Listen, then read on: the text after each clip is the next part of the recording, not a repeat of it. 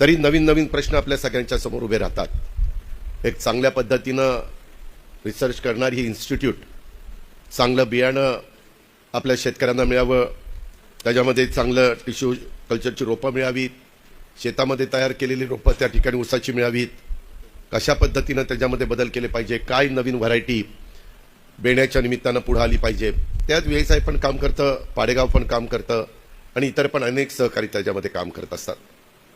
हे सगळं काम होत असताना आज वसंतदादा शुगर इन्स्टिट्यूटनी फक्त इथल्याच भागातल्या लोकांना बेणं उपलब्ध होऊ नये तर त्याकरता मराठवाडा असेल, विदर्भ असेल, अशा वेगवेगळ्या भागामध्ये जमिनी घेऊन तिथं पण काय आपल्याला सर्व्हिस देता येईल अशा प्रकारचा प्रयत्न आदरणीय पवारसाहेबांच्या नेतृत्वाखाली त्या ठिकाणी चाललेला आहे। सगळेजण अतिशय मनापासून तिथं साथ देण्याचं काम करतात।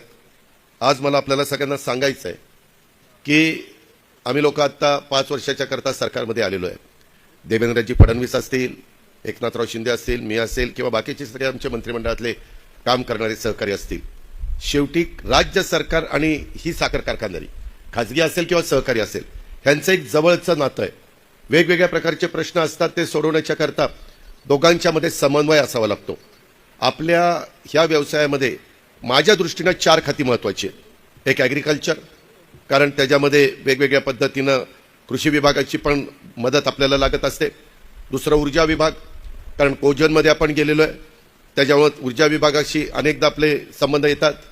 दुसरं राज्य उत्पादन शुल्क, आपल्या डिस्टिलरीज आहेत, आपण ज्यूस टू इथेनॉल करतो, बीएव्ही टू इथेनॉल करतो, सीएव्ही टू इथेनॉल करतो, ईएनए करतो, आरएस करतो, अशा अनेक गोष्टी करतो। तिथं आपल्याला त्या डिपार्टमेंटची मदत लागत असते। आणि सहकार खातं, ज्याचा आत्ताच मार्गदर्शन बाबासाहेबांनी केलं, कारण खाजगी असले तरी परवानग्या कधी द्यायच्या, काय करायचं, एक गोष्ट खरी आहे।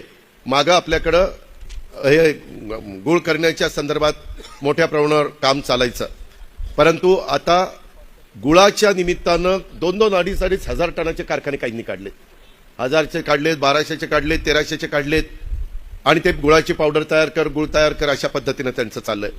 त्याच्यावर पण काही बंधनं आणण्याचं आम्ही आता निर्णय घेतो। पुढे वाटेल तेव्हा कधी गुराळ सुरू करतात, वाटेल तेव्हा कसेही फॅक्टरी त्या ठिकाणी सुरू करतात, असं नाही चालणार। आता इतक्या मोठ्या प्रमाणावर आता जसा उल्लेख त्यांनी केला, साधारण 98 सहकारी, 98 खाजगी एवढे कारखाने आपल्या महाराष्ट्रामध्ये सुरू आहेत वेगवेगळ्या ठिकाणी। आता जयंतराव पाटील साहेब मला विचारत होते, त्यांनी ते पुस्तक आता ज्याचं प्रकाशन झाले त्याच्यामध्ये सगळी माहिती असते। एका कारखान्याची डिस्टिलरी 10 लाख लिटर पर डेची आहे, आणि अशाच सगळ्यांच्या कॅपॅसिटी एवढ्या वाढत चाललेल्या आहेत, त्या मानाने ऊसाचं क्षेत्र वाढत नाही। आपल्याला आहे त्याच्यामध्ये जास्त रिकव्हरी देणारा ऊस, जास्त टनेज कसं आपल्याला त्या ठिकाणी मिळू शकेल, त्याच्या संदर्भामध्ये आर्टिफिशियल इंटेलिजन्स, ज्याला एआय म्हणून आपण ओळखतो, आत्ताच कृषी 2025 बारामतीमध्ये भरलेलं होतं। मी आवर्जून कृषी विभागाच्या सगळ्या अधिकाऱ्यांना, कृषी मंत्र्यांसहित सगळ्यांना, ते तर माझ्याबरोबर उद्घाटनाला होतेच, परंतु मी अनेकांना सांगितलं जाऊन बघा। अनेक साखर कारखान्याच्या केन डेव्हलपमेंट ऑफिसर, ॲग्रिकल्चर ऑफिसर, ओव्हरशेअर ह्यांना सांगितलं जाऊन बघा, चेअरमन लोकांना विनंती केली की काय तिथं उभं राहिलंय आणि काय लाईव्ह तुम्ही पाहिलंय। आज नेहमीच्या पद्धतीच्या मध्ये बदल तुम्हाला मला केल्याशिवाय गत्यंतर नाही। तो बदल करत असताना राज्य सरकारच्या हे 3-4 डिपार्टमेंट, ॲग्रिकल्चर, ॲग्रिकल्चर, तुमचं एक्साईज, नंतर एनर्जी आणि त्याच्यानंतर सहकार, ह्याच्यामध्ये काही तुम्हाला मदत पाहिजे, इथं आता साखर कारखाना संघाचे चेअरमन आहेत, बाकीचे पण मान्यवर आहेत। ठीक आहे, वेगवेगळ्या पद्धतीनं राजकीय वेगवेगळी विचार मतं असू शकतात, परंतु एकदा ह्या सगळ्या गोष्टी संपल्यानंतर एक व्यवसाय म्हणून उद्याच्या काळामध्ये ह्या सगळ्या गोष्टी कशा आपल्याला पुढे नेता येतील, ड्रिप करता काय करता येईल, तिथं पण अलीकडे त्या कृषिकमध्ये नवीन ड्रिपचे पद्धत आलेली होती। अलीकडे ड्रिप चोरणं बिरणं काही प्रकार होतात, त्याच्यामध्ये ते होऊ शकत नाही। सोलरच्या संदर्भामध्ये आम्ही प्रोत्साहन दिलेलं आहे। काही गोष्टीमध्ये आपल्याला टप्प्याटप्प्याने हार्वेस्टरवर जावं लागणार आहे, कारण कधी ना कधी तो वर्ग देखील म्हणतो की किती वर्ष आम्ही पिढ्यानपिढ्या तुमच्या ऊस तोडायला यायचं। त्याच्यामुळं जसं मांजरा कारखान्यांनी 100% हार्वेस्टरवर, माझ्या 100% ना, 100% हार्वेस्टरवर ते गेले, मांजराला जर जमतं तर बाकीच्यांना का नाही। आणि त्यामध्ये मी गडकरी साहेबांची पण मदत घेईल। राज्य सरकारमध्ये सुदैवाने माझ्याकडेच अर्थ विभाग असल्यामुळं अजून काही तिथं आपल्याला हार्वेस्टरला पारदर्शकपणे कसं आपल्याला तिथं मदत करता येईल, त्याच्यामध्ये लॉटरी काढून किंवा काय काढून मी त्याचा विचार करतोय। त्याहीमध्ये आम्ही पुढे जाण्याचा प्रयत्न करतोय।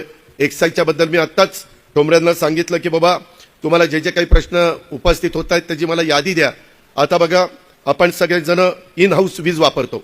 मधल्या काळामध्ये तुम्हाला 4.5 रुपये विजेला दर मिळत होता. पूर्वी 6 रुपये मिळत होता, पण ते 12 का 13 वर्ष संपल्यानंतर नवीन दर तसे आले. कुणाला 5.5 आला, कुणाला 4.90 आला का 95 आला, कुणाला 4.5 आला. त्याच्यात तुम्हाला वसुली करायला सांगितली शेतकऱ्यांची. आता वीज माफीच केलेली आहे, त्याच्यावर वसुली करण्याचा प्रश्नच नाही.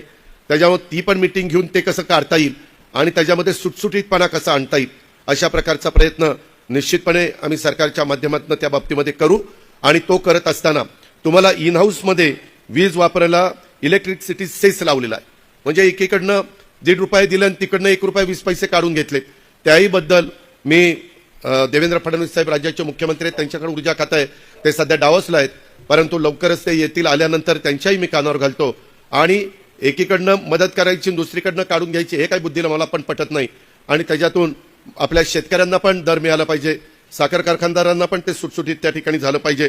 अशा पद्धतीनं त्याच्यामध्ये कॅप्टिव्ह कन्झम्पशनच्या बद्दलचा जो काही नवीन आदेश काढलेला आहे त्याच्यातनं काय मार्ग काढायचा तो आपण त्या बाबतीमध्ये काढू.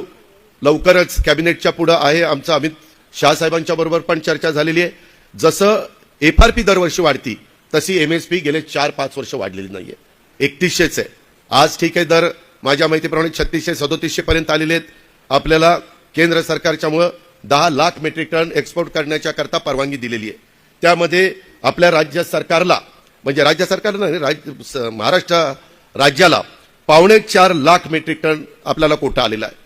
माझी सगळ्या, तुम्हाला पटत असेल तर घ्या, सगळंच माझं ऐकलं पाहिजे असं नाही, पण माझी तुम्हाला विनंती आहे की साधारण आजच्या घडीला बाहेरचा दर 3800 रुपये आहे असं मला नाईक नवरेंनी सांगितलं, बरोबर आहे? 3800 एक्सपोर्टला निर्यातीचा. 3 आठवड्यांनी रमजान दिन येणार आहे. जगभरात हा सण खूप उत्साहाने मोठ्या प्रमाणावर साजरा केला जातो. त्यावेळेस एक्स मिल दर हा नक्की वाढणार आहे. फार घाई करू नका. एक्स मिल दर वाढेल तोपर्यंत साखर विकू नका, निर्यात करण्याची घाई करू नका. कोठे बाहेरनं विकत घेण्याच्या करता ते आपले UP वाले येतात आणि घ्या घ्या घ्या करून ते त्यांचा फायदा करोडो रुपयाचा करून घेतात. कारण त्यांना ते पाठवणं परवडत नाही, कारण त्यांच्याकडे इतक्या जवळ पोर्ट नाहीयेत आणि आपल्याला मात्र ह्याचा फायदा उचलता येतो. आणि माझी तुम्हाला सगळ्यांना विनंती की हे सगळं करत असताना घाई करू नका. बाहेरून देखील कोटे विकत घेण्याच्या बद्दल लगेच घाई केली नाही पाहिजे. प्रीमियम ते घेतात. जेवढा कोटा घ्याल तेवढा स्थानिक कोटा तुम्हाला सरेंडर करावा लागणार आहे. आणि तो न करता व्यापारी दृष्टिकोन ठेवून एप्रिल ते ऑगस्ट या महिन्यामध्ये साखरेचे दर निश्चितपणे वाढणार आहे, स्थानिक दर. त्यामुळं नुकसान आपण करून घेऊ नका. काही काही कारखान्यांना पैशाची अडचण आहे, मला माहिती आहे. त्यांना काही बाबतीमध्ये जेवढे पैसे पाहिजे तेवढे लोकांना लगेच पेमेंट करावं लागतं, तर लोक ऊस घालतात. तिथं मात्र काही जण ऊसाची साखर तयार करतात आणि लगेच मार्केटमध्ये पाठवतात. ते काही त्याचा विचार करत नाही, त्यांचा कोटा किती आहे, काय किती आहे. माझी आपल्याला विनंती आहे की थोडंसं शिस्तीचं पालन सर्वांनीच त्या बाबतीमध्ये करावं. आणि त्याच्यातून ह्या व्यवसायामध्ये काही काही जण जरा चुकीच्या गोष्टी करून त्याचा त्रास इतरांना होतो. कारण साखरेचे दर बरे असले आणि एखाद्याला पैसे ताबडतोब पाहिजे असेल तर तो इतका कोटा विकतो आणि तोच दर राहतो आणि मग बाकीच्यांचे दर कोसळतात. असंही होऊन देऊ नका. याकरता देखील आपल्याला प्रयत्न करावा लागेल. इथून पुढे आर्टिफिशियल इंटेलिजन्समध्ये आपल्याला जावंच लागेल, त्याच्याशिवाय आपल्याला गत्यंतर नाही. ह्या सगळ्याच्या बाबतीमध्ये जिथं कुठं राज्य सरकारची मदत लागेल तिथं तुम्ही हक्कानी या, हक्कानी त्या अडीअडचणी मांडा. तुमच्याकडनं कुठल्या चुका होऊन देऊ नका. एक साईज माझ्याकडे, नाहीतर कुठेतरी काहीतरी मळीचं करून ठेवाल, कशाचं काहीतरी करून ठेवाल आणि दादा आता आम्हाला वाचवा, त्याच्याकरता मी बसलेलो नाही. तुम्ही चुका करू नका. मी याच्यामध्ये एक्साईजचे लोक तुम्हाला त्रास देत असतील तर त्यांची पण मीटिंग घेऊन त्यांना ज्या काही सूचना द्यायच्या त्या देण्याच्या करता मी त्याच्यामध्ये प्रयत्न करेन. एकंदरीतच यंदाच्या वर्षी टनेज पण घटलेलं आहे ऊसाचं. मला तर वाटतं काही काही कारखाने लवकरच जानेवारी एंडलाच काही बंद होतील, काही फेब्रुवारीमध्ये बंद होतील, अशा प्रकारची एकंदरीत परिस्थिती आहे. लोकांच्या अपेक्षा मात्र खूप वाढलेल्या आहेत. ही वस्तुस्थिती आपण कोणी टाळू शकत नाही, हे पण मला आपल्याला सगळ्यांना सांगायचं आहे. आणि या सगळ्या आधुनिक पद्धतीचा वापर, म्हणजे ज्याला ह्या पण संस्थेमध्ये आपण AI कृत्रिम बुद्धिमत्ता त्याला मराठीमध्ये म्हणतात, तंत्रज्ञानाचा वापर आणि त्याकरता आवश्यक तांत्रिक पदं नव्याने निर्माण करण्याचा आम्ही इथं प्रयत्न करतोय. कृषी विभागाकडनं देखील मी उद्याच कृषी सचिव रस्तोगी आणि काही लोकांना कृषी 2025 जे तिथं आजही शेतामध्ये दिसतंय ते दाखवण्याच्या करता नलवड्यांना सांगितलेलं ते बघतील. आणि त्याच्यामध्ये काही आपल्या भागातल्या वेगवेगळ्या शेतकऱ्यांना देता येईल ते पण, किंवा ड्रोनचा आता वापर मोठ्या प्रमाणावर आपण करतोय, ह्या सगळ्याचा विचार करून मी थोडेसे जुने जे काही आपण वेगवेगळे साहित्य कृषीला द्यायचो ते न देता अत्याधुनिक कुठल्या गोष्टी देणं गरजेचं आहे, कुठल्या मशीन कुठले ड्रोन देणं गरजेचं आहे ते देण्याच्या करता मी कालच कृषीचा आढावा घेतला. माणिकराव कोकाटे होते, बाकीचे सगळे होते आणि त्याचे सचिव लोक पण होते. ह्या पद्धतीनं आपण पुढे जाऊ.